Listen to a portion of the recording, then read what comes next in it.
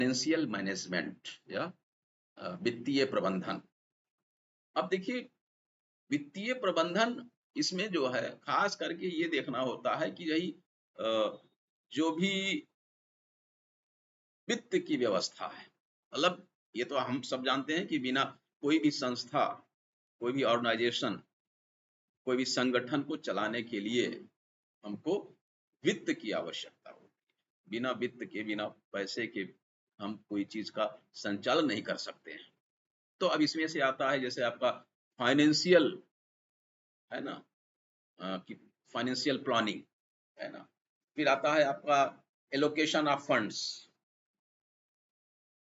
Utilisation of funds, या आपका financial control and financial auditing, ये सब चीजें हैं।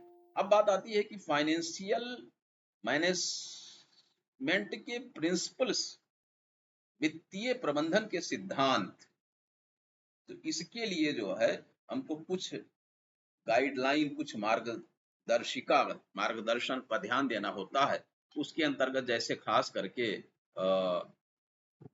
इफेक्टिव कंट्रोल, प्रभावी नियंत्रण है, सिंप्लिसिटी, रेगुलेटरी एंड फॉरसाइटेडनेस, या इकोनॉमी, फ्लेक्सिबिलिटी, ये कुछ चीजें हैं। अब बात आती है जैसे इकोनॉमी का मतलब क्या हुआ। इकोनॉमी का मतलब कि भाई हमको कुछ ऐसी सावधानियां बरतनी होती हैं कि हम कोई जो अननेसेसरी एक्सपेंडिचर है, या हमारा कुछ ऐसा कोई वेस्टफुल यूज है, उसको हम मतलब उसको उससे अवॉइड करें। बस ये इकोनॉमी मतलब आपका। सिंप्लिसिटी का मतलब ये हो गया कि भाई हम बहुत सिंपल और इजी वे में कोई चीज को ऑपरेट करें, मतलब बहुत उसकी जो भी उसका परिणाम होगा सिंप्लिसिटी का, वो बहुत इफिशियंसी एंड इकोनॉमी, इसके आधार पर। तो ये चीजें कुछ हैं। अब बात आती है कि जैसे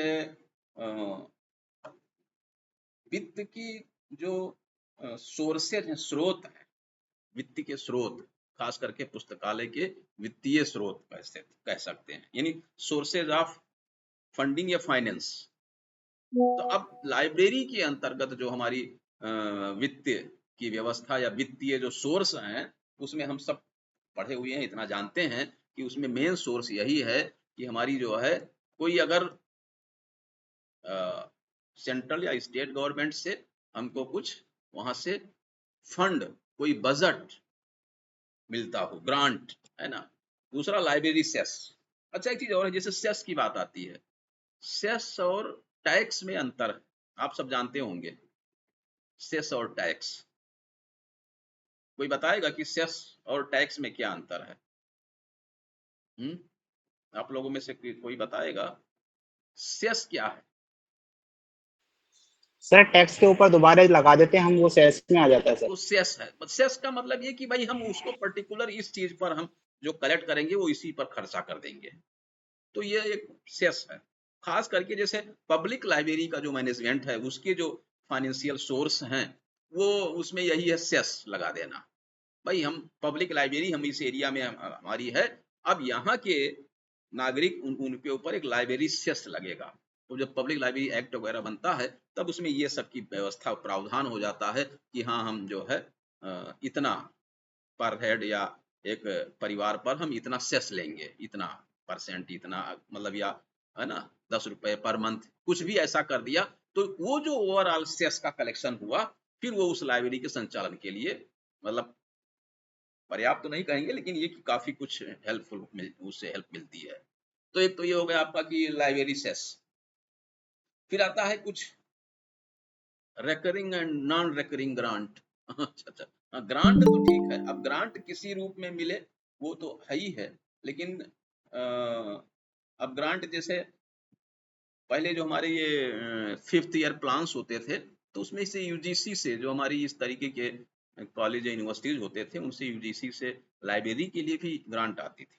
या जैसे यूजीसी से ग्रांट आ गई तो उसके लिए फिर उसमें हेड, अलग अलग हेड में फिर वो यूनिवर्सिटी में जो कमेटी होती थी वो अलग अलग बांट देती थी कि भाई लाइब्रेरी के लिए इतना हमने कर दिया, मतलब इस 5th 5 ईयर प्लान के अंतर्गत हमने 1 करोड़ रुपया या 5 करोड़ रुपया दिया है, तो फिर लाइब्रेरी अपना बजट बना लेती थी कि हमारे पास 5 करोड़ रुपया 5 साल तक के लिए आया हुआ है, तो आज इस साल 1 करोड़ का करेंगे, अगले साल 1 करोड़ का करेंगे, या इस साल हमने ज़्यादा खर्च कर लेंगे, अगली बार कम कर लेंगे, वो अपने हिसाब से भी बजट बना लेते थे। कुल मिलाकर के ये था कि 5 साल में उसको यूटिलाइज़ करना है आपको, इतने पैसे का। तो वो ये चीज़ें अब आजकल तो वो सब भी एक अलग तरीका हो गया है। फिर आता है जैसे फाइन वगैरह लगा देते हैं। भाई अगर हम कोई बुक देर में दे रहा है, तो उस पर फाइन लगा दिए। कुछ होता है कि जैसे सेल्फ जनरेटेड फंड होते हैं, मतलब कुछ फीस जो हम लगाते हैं खास करके, उसको जो है मतलब क्या कहेंगे, सेल्फ जनरेटेड फंड, यानी फी बेस्ड सर्विसेज, शुल्क आधारित सेवाएं।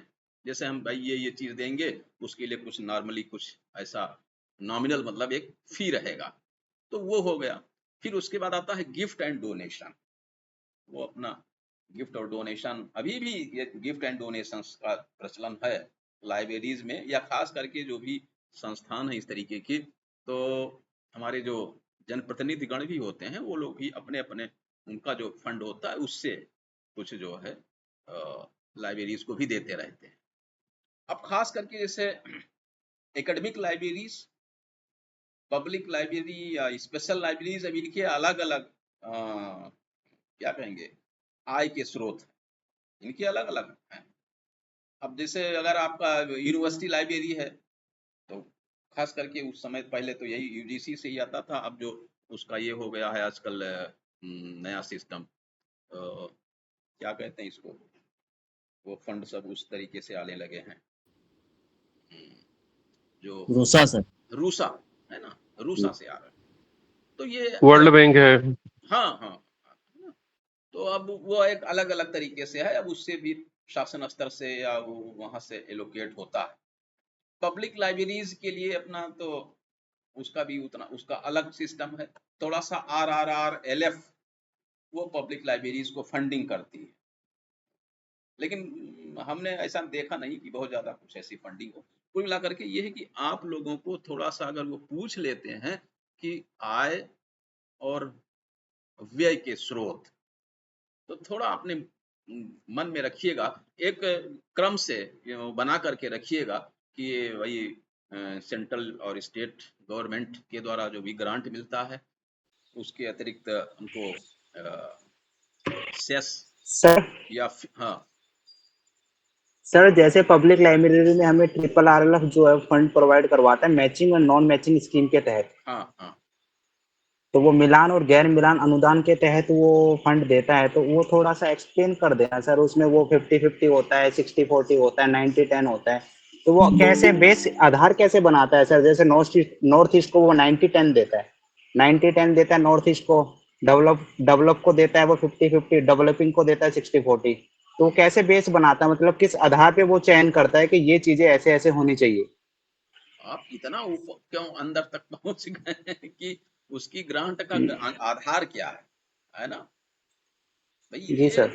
उसके अब कोई पॉलिसी बनी होगी, हमको तो बहुत आइडिया नहीं है, मैं सही बताऊं आपको कि ये किस हिसाब ओके से वो सर।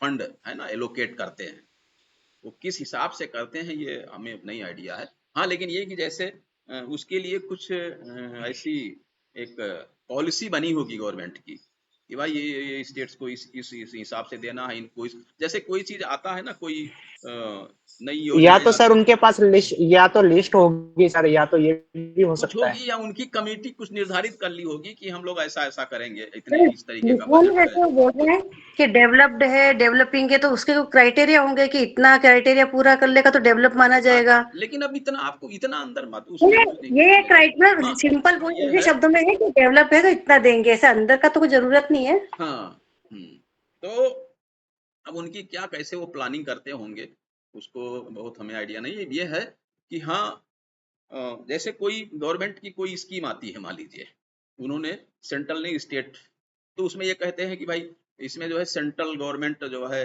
60% देगी और स्टेट गवर्नमेंट को 40% इसमें जो है खर्चा करना होगा।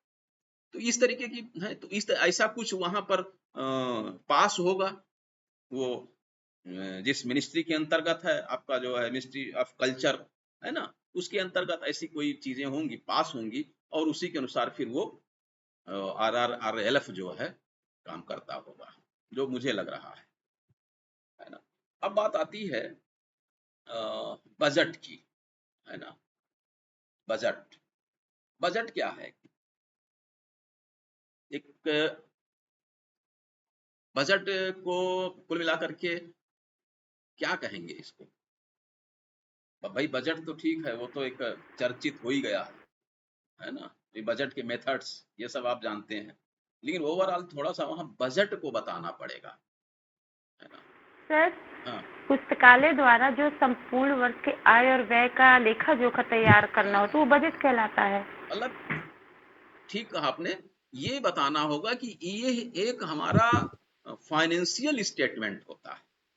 Budget is a plan document and a financial statement, ठीक है ना। ये क्या करता है इसमें, ये एक प्रपोजल होता है रेवेन्यूज के लिए कि हम उसका किस तरीके से इस एक स्पेसिफिक पीरियड के अंतर्गत हम इतना इस पर इस मतलब मदवार हम खर्च करेंगे, है ना। हमारा मतलब आय व्यय का एक प्रकार से विवरण है ना, एक वित्तीय विवरण, आय व्यय का लेखा जोखा है, वित्तीय विवरण है, एक फाइनेंशियल ईयर, वित्तीय वर्ष, आय और व्यय का वित्तीय विवरण आगामी वर्ष के लिए होता है सर। आगामी वर्ष के बस लिए, वो वित्तीय मतलब जी। कि फाइनेंशियल ईयर के लिए, है ना।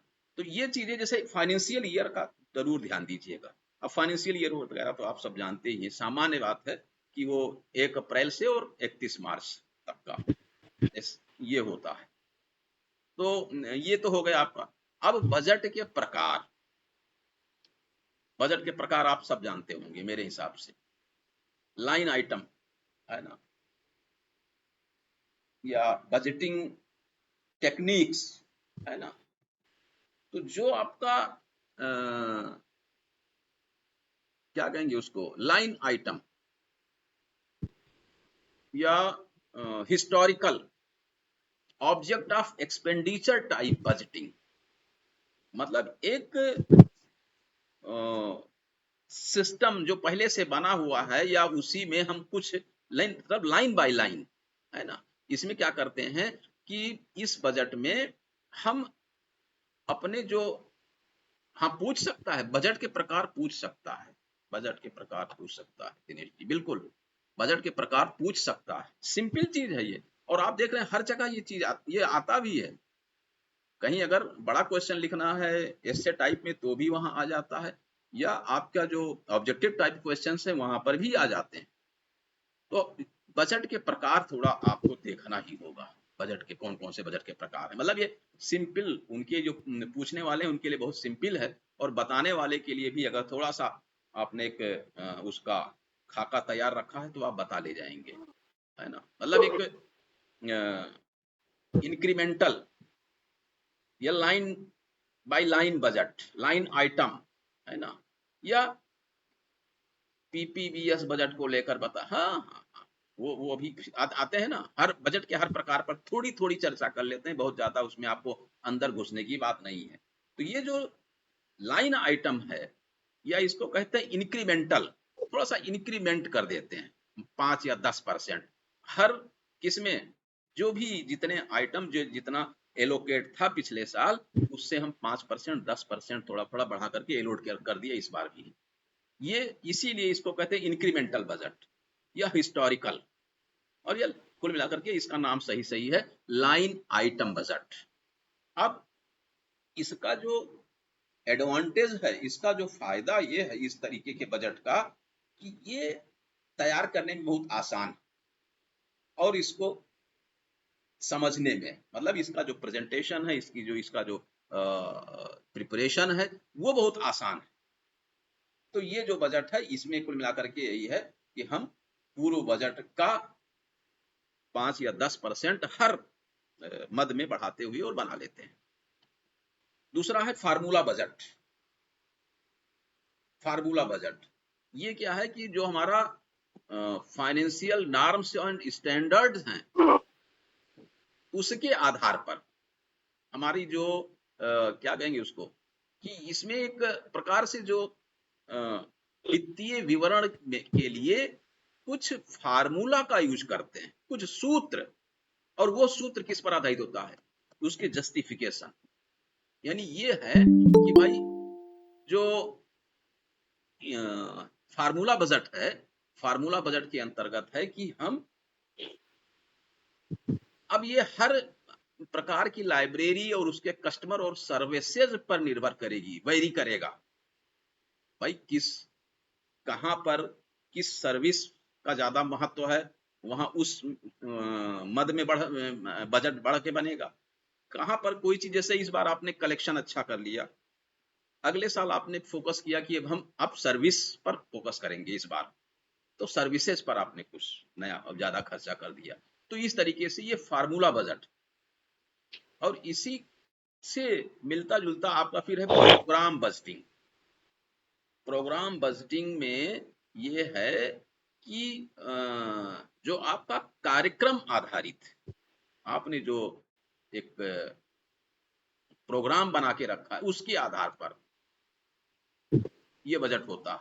मतलब ये क्या है कि जो हमारे मेजर प्रोग्राम्स हैं, जो हमारे मेजर फंक्शंस हैं, उनको देखते हुए उनका जो, या हमारी जो उस लाइब्रेरी की ऑर्गेनाइजेशन स्ट्रक्चर है, जो उनकी क्या कहेंगे संगठनात्मक जो एक ढांचा है, उसको देखते हुए, मतलब कि रीडर्स की सर्विस है, टेक्निकल सर्विस है, हमारी कोई एडमिनिस्ट्रेटिव सर्विसेज हैं, इनके आधार पर ये इसका जो है ये बनाया जाता है।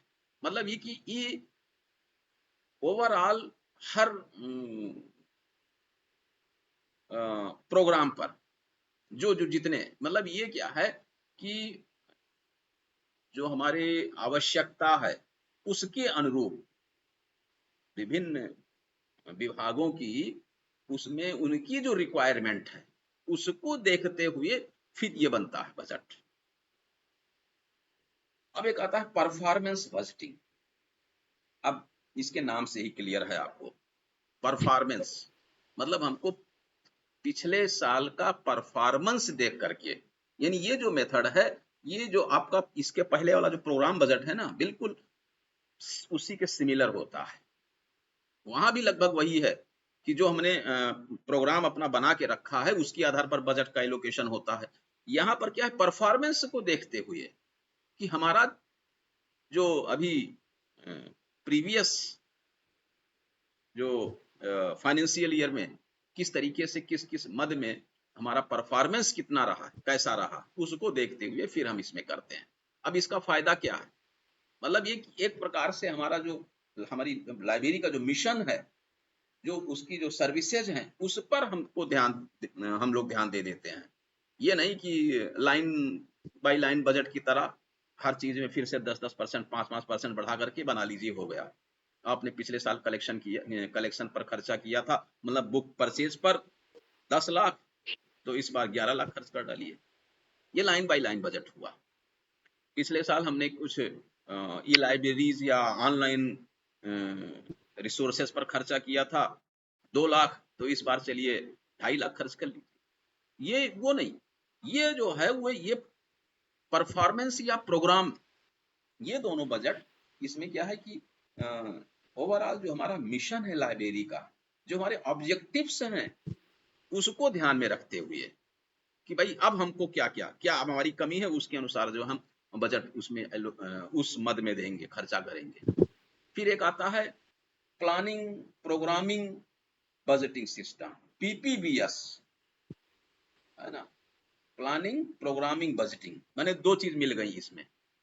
अब ये जो 2 चीज हैं, इसमें क्या होता है,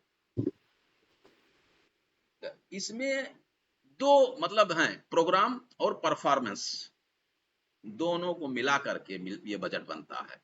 इसमें क्या है, ये जो प्लानिंग पर जो के जो मेथड हैं उस पर, और जो इसके पूरी परफॉर्मेंस है ना, उन दोनों चीजों का ध्यान में रखते हुए, ये कहने का मतलब ये है कि ये जो ये मेथड है, इसमें जो हमारी प्लानिंग एक्टिविटीज हैं, हमारी जो प्रोग्राम्स और सर्विसेज हैं, हमारी जो कुछ ऐसी टेंजिबल प्रोजेक्ट्स हैं, and finally present the requirements in budgetary terms, budget के टर्म्स में जो हमारी प्रेजेंट में जो हमारी आवश्यकता है, रिक्वायरमेंट है, उसकी अनुरूप ये बजट बनाया जाता है। और इसके बाद में आता है जीरो बेस्ड बजटिंग सिस्टम। ये सब आप जानते हैं जीरो बेस्ड में क्या है, शून्य आधारित बजट है ना। तो शून्य आधारित बजट में यही है कि ये पीटर फियरे है ना, शून्य आधारित बजट का जो इसका ये जो मेथड डेवलप किया था वो पीटर फियरे ने, इनका ये मतलब था कि हम पिछला कुछ नहीं देखेंगे, हम पूरा जो है पूरे बजट को हम एज्यूम कर लेंगे एज जीरो है ना, और नया बजट बना देंगे। हमारी जो अब आवश्यकता उसको हम पिछला नहीं देखेंगे। मतलब ये कि इसको कहते हैं डिसीजन पैकेजेस, डिसीजन पैकेजेस है ना। यानी ये कि हमारा जो एक्टिविटी है, प्रोग्राम है, उसकी जो आवश्यकता है, हमारे जो एक्टिविटी ऑब्जेक्टिव्स हैं, हमारी जो प्रोग्राम्स हैं है ना, उसके आधार पर हम अपना नया बजट बना देते हैं। इसमें हम पिछला कुछ देखते ही नहीं है, परफॉर्मेंस कैसा रहा, हमारी पिछली प्लानिंग क्या थी, या हमारे बजट किस किस मद में क्या एलोकेशन हुआ था, उसको कुछ नहीं देखना है। हम पूरा एकदम उनको सबको जीरो मानते हुए हम एकदम नया बजट बना देते हैं। ये नहीं, ये तो ये मान लीजिए कि बजट के प्रकार का नाम लिया जा सकता है वहां, और मान लीजिए आपने उसी में बोल दिया जीरो बेस्ड बजटिंग सिस्टम या शून्य आधारित बजट है ना, तो पूछ सकते हैं ये क्या शून्य आधारित क्या है। मतलब आपका थोड़ा सा आकलन करने के लिए कि हाँ ये जानते हैं कि नहीं जानते हैं इस चीज को, बस। और कुछ ऐसा नहीं है कि बजट के बारे में आपसे बहुत ज्यादा अंदर तक में पूछेंगे या कुछ ऐसी चीज। तो बजट अच्छा, थोड़ा सा जब बजट की चर्चा होती है तो एक बात आती है, थोड़ा सा रंगनाथन जी ने जो एक खास करके उन्होंने तो यूनिवर्सिटी लाइब्रेरीज को ही फोकस किया है जहां भी है, तो उसमें उन्होंने कुछ जो है ये किया था कि कुछ उन्होंने मेजर उसमें कि कितना खर्च होना चाहिए। जैसे उनका ये कहना था कि स्टाफ पर 50%, जितना बजट है लाइब्रेरी का, स्टाफ पे खर्चा हो 50%, books and other reading materials पर उन्होंने कहा था 40%, और मिसलेनियस ये 10%। ये रंगनाथन जी का, जो रंगनाथन जी ने यूनिवर्सिटी लाइब्रेरीज के लिए उन्होंने बजट पर अपना एक व्यू दिया था, वो ये था कि स्टाफ पर 50% खर्चा हो पूरे बजट का, books and other reading materials ये खर्चा हो 40%, एंड मिसलेनियस ये 10%। फिर इसके बाद यूजीसी ने जब 1957 में एक कमेटी बनाई, यूनिवर्सिटी यूजीसी की लाइब्रेरी कमेटी 1957 की, तो उसने उसका जो सजेशन आया था उनका थोड़ा सा भिन्न था कि अगर कहीं पर 5000 स्टूडेंट हैं, 500 टीचर हैं और रिसर्च फेलो वगैरह, तब उनका जो प्रोविजन उस समय के अनुसार उन्होंने किया था 1957 का है 3,50,000, और फिर उन्होंने कहा कि उसमें से 1,75,000 बुक्स और जर्नल्स पर यानी रीडिंग मटेरियल्स पर खर्च होना चाहिए। कहने का मतलब कि उनका मतलब यह था कि 50% इस पर खर्च हो। लेकिन कुल मिलाकर के जो फिर इसके बाद यूजीसी की जो कमेटी थी, उनकी जो एक्सपर्ट कमेटी, उन्होंने जो रिकमेंडेशन दिया था वो यह था कि सैलरी एंड अलाउंसेस पर 50%, बुक्स पर 20%, पीरियडिकल्स पर 30%, बाइंडिंग पर 7%, एंड अदर सप्लाईज या मेंटेनेंस पर 10%। पब्लिक लाइब्रेरी थोड़ा सा लिखिए, थोड़ा सा धीरे सर एक बार रिपीट कर दीजिए। हाँ, उसको जैसे सैलरीज एंड अलाउंसेस पर 50%, बुक्स पर 20% एंड पीरियडिकल्स पर 13%। अब मान लीजिए कोई पुराना है, वो ये चीज को पढ़ा हुआ है, मतलब जानता है, तो इसको वो आपसे पूछ सकता है। बाकी बहुत इतना इम्पोर्टेंट नहीं है कि पूछा जाए, मेरे हिसाब से ये चीजें उतनी इम्पोर्टेंट नहीं है, क्योंकि इनकी परीक्षा आप दे चुके हैं। देखिए अब ये है कि हर व्यक्ति का अपना अपना अप्रोच है कि वो आपका एक्सपर्ट कैसा पूछ रहा है। मेरे हिसाब से ये चीज आप सर एक वो भी ऐसा रंगनाथन सर का स्टाफ फार्मूला है ना सर, वो भी इम्पोर्टेंट है स्टाफ सर, फार्मूला, हाँ, स्टाफ फार्मूला। अभी जब हम लोग चर्चा करेंगे वो वाला ह्यूमन रिसोर्स मैनेजमेंट की, तो वहाँ स्टाफ फार्मूला है ना, कि कितने कितनी बुक पर कितने क्लासिफायर हों, कितने कैटलॉगर हों, कितने बुक पर, है ना, इस तरीके की चीजें उन्होंने दिया हुआ है, तो वो भी थोड़ा सा देख लिया जाएगा वहां पर। तो ये कुल मिलाकर के ये है। अब ये पब्लिक लाइब्रेरीज के लिए ये आया कि भाई उसमें सैलरीज एंड अलाउंसेस पर 50%, बुक्स पर 20%, पीरियोडिकल न्यूज़पेपर पर 5%, बाइंडिंग पर 5%, अदर्स पे 20%। तो ये अलग अलग तरीके से ये चीजें दी गई। अब आती है जैसे फाइनेंशियल जो आपका मैनेजमेंट है या मेथड कह सकते हैं, है ना, method and techniques of financial estimation, जो उसका एस्टिमेशन होता है फाइनेंशियल पूरा वित्तीय की व्यवस्था का, है ना। अब उसमें पर कैपिटा मेथड, है ना, proportional method and methods of detail, है ना। ये जो अभी ऊपर चर्चा हुई हम लोगों की कि कितना कितना खर्चा हो, तो उसमें जैसे एक आया कि पर कैपिटा मेथड, मतलब कि पर व्यक्ति पर कितना खर्चा होना चाहिए। ये तब वो वही यूजीसी की जो 1957 की जो कमिटी थी, उसने जो रिकमेंडेशन दिया था कि 15 रुपया पर छात्र और 200 रुपया पर टीचर, किसके लिए, for acquiring reading material for its library.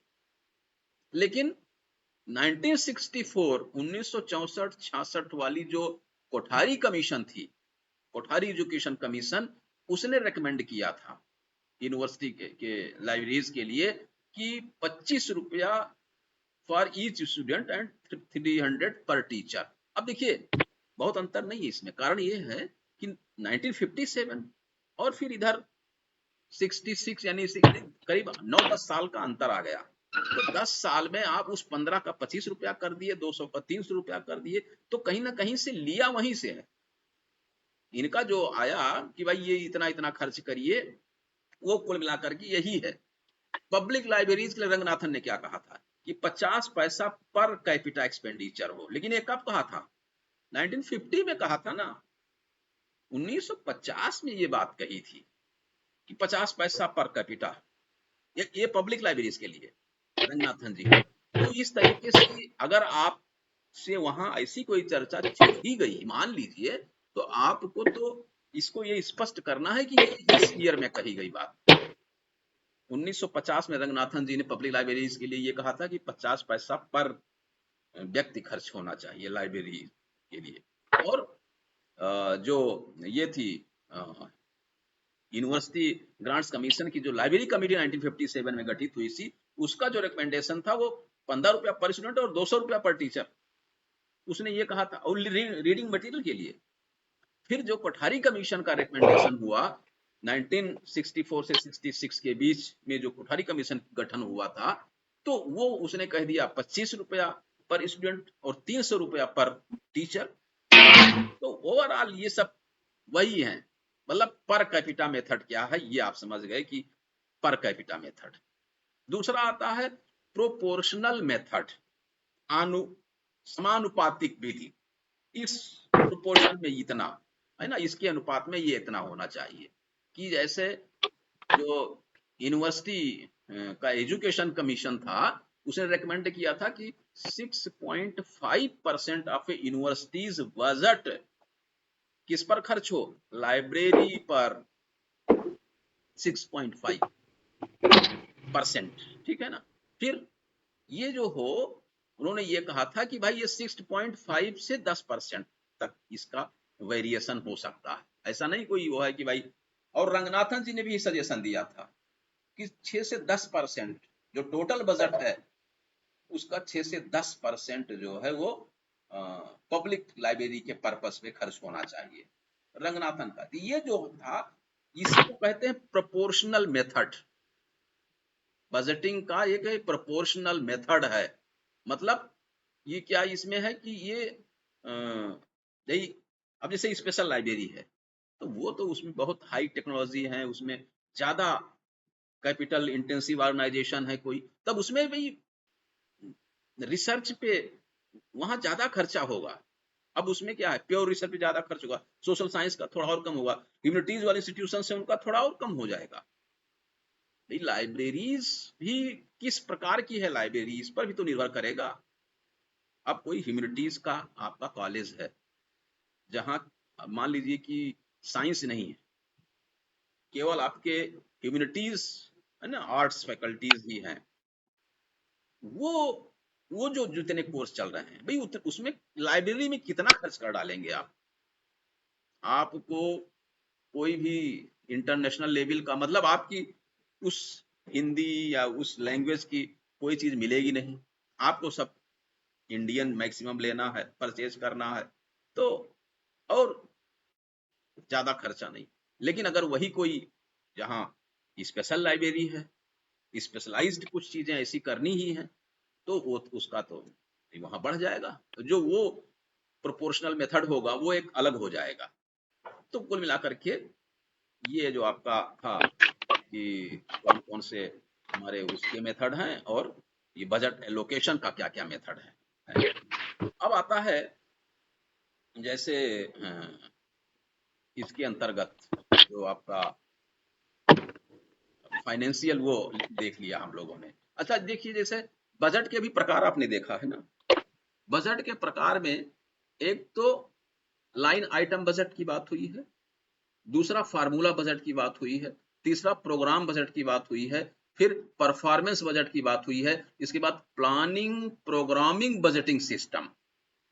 ये जो है दो चीजों को मिला करके प्लानिंग प्रोग्रामिंग बजटिंग सिस्टम है, और उसके बाद है जीरो बेस्ड बजटिंग सिस्टम।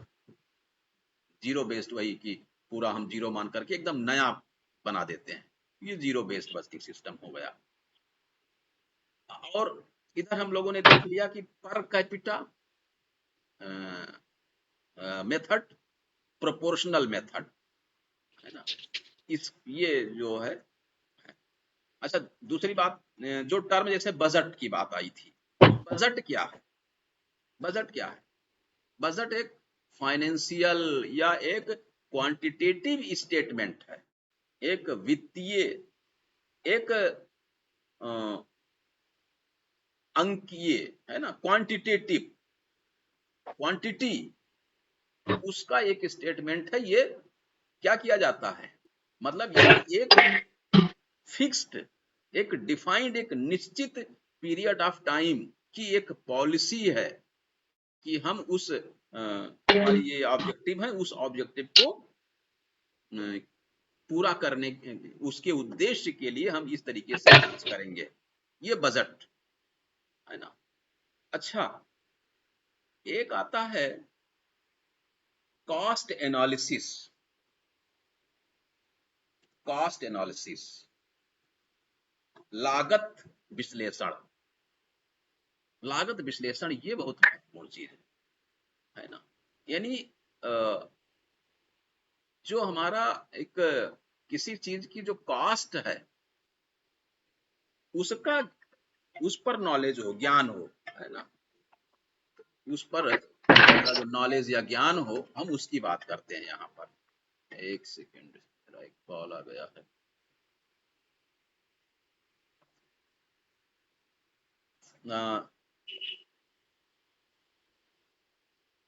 फिर एक आता है अच्छा ये कॉस्ट वाला अभी हम लोग अच्छे से नहीं देख पाए, कॉस्ट एनालिसिस, है ना। कॉस्ट एनालिसिस का मतलब ये हुआ कि एक फिक्स्ड, एक वेरिएबल, है ना, उसका जो कॉस्ट है, और इसी के साथ हमारा जो एक्सपेंसेस है, उस पर जो खर्चा हो, यानी कॉस्ट एनालिसिस जो है वो किसमें मदद करता है, हमारी वो जो आगे के समय में, यानी हमारी जो फ्यूचर की जो प्लानिंग होगी, फ्यूचर का जो मेरा समय होगा, उसका हम खर्चा, उसका लागत हम जो है प्लान कर सकेंगे, उसकी योजना बना सकते हैं। हम प्रॉफिट और लॉस को एस्टिमेट पता कर सकते हैं, उसको डिटरमिन कर सकते हैं कि हमको ये करने पर हमारा कितना लॉस होगा या कितना प्रॉफिट होगा, यानी determining whether cost have been adequately controlled by those responsible for their incurrence. तो ये जो आपका यानी ये कास्ट बिहेवियर, इसकी एनालिसिस है, कास्ट एनालिसिस, है ना। तो ये कुछ जो टर्म्स हैं, है ना, इनको हम लोगों को ध्यान देना होता है। अब बजट को तैयार करने में, है ना, किन किन चीजों का ध्यान रखना चाहिए, तो ये तो बहुत ऐसी कोई इसमें खास बात नहीं है भाई। वही है कि एक्सपेंडिचर और हम जो है उसकी स्टाफ की सैलरी पर क्या क्या चीज, जैसे या एक आता है ना वो कि एक बजट निर्माण करते समय किन किन जो है बातों का ध्यान रखना चाहिए।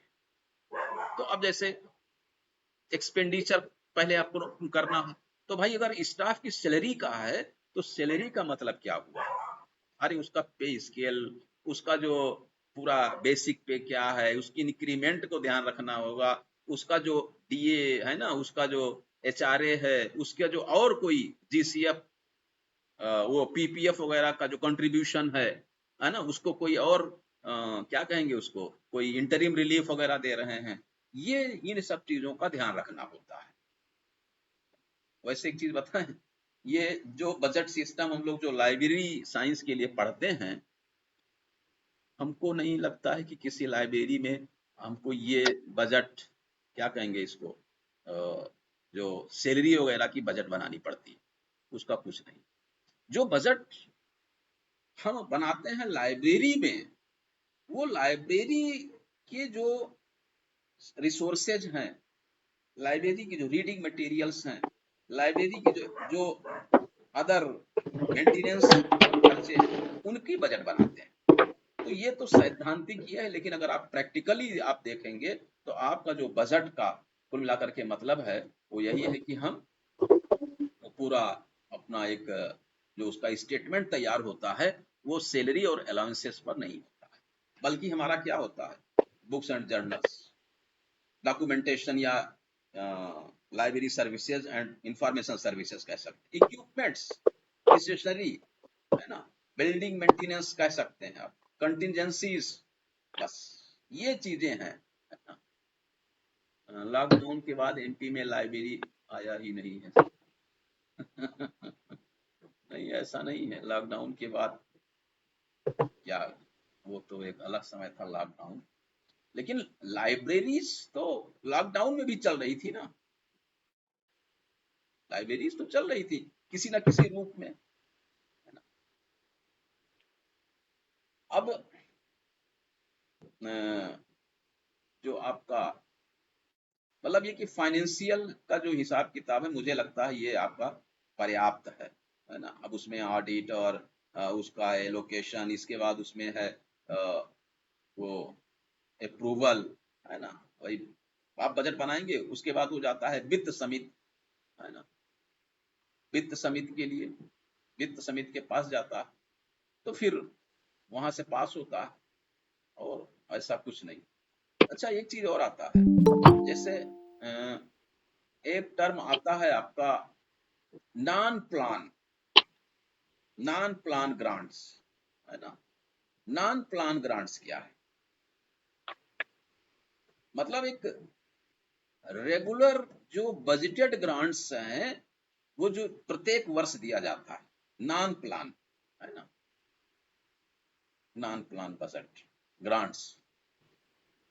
सर विशिष्ट परिस्थितियों में जब, हाँ,